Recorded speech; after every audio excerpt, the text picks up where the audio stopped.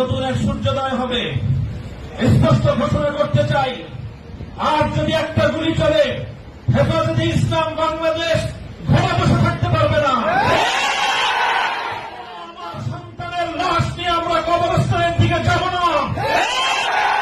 পরবর্তী সন্তানের লাশ কাঁধে আমি হেফাজত ইনশাআল্লাহ রাজপথে যখন নামবেন, টেকনাফ থেকে তেঁতুলিয়া পর্যন্ত পথ ভাঙ্গা সেই গণজোয়ার রুখে দেওয়ার সাধ্য কারো হবে না।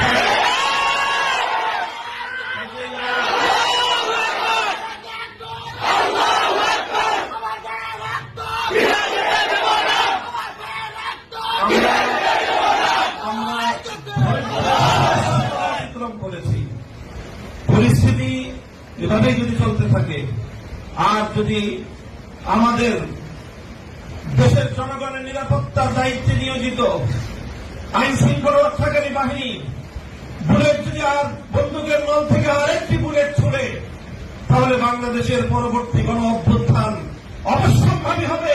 সে অভ্যুত্থান রুখে দিতে কেউ পারবে না। আমরা আল্লাহ পাক রব্বুল আলামিনের কাছে দোয়া করব, যারা বৈষম্যের বিরুদ্ধে জীবন দিয়েছে, অত্যাচারীর হাতে যাদের প্রাণ গিয়েছে, তারা নিঃসন্দেহে শাহাদাত বরণ করেছে। তবে সেই শহীদদের আত্মার মাগফিরাত শুধু নয়, বরং শহীদদের শাহাদাতের কবুল হওয়ার জন্য আমরা দোয়া করব আল্লাহর কাছে। এবং সেই শহীদদের উসিলায় আল্লাহ যেন আমাদের আগামী প্রজন্মকে এভাবে সকল বৈষম্য, জুলুম, অবিচার, অন্যায়ের বিরুদ্ধে রুখে দাঁড়াবার এক অদম্য সাহস যেন আল্লাহ পরবর্তী প্রজন্মের বুকে বুকে দান করেন, সেই দোয়া ইনশাআল্লাহ আমরা করব। আখিরু দাওয়ানা আলহামদুলিল্লাহি রাব্বিল আলামিন।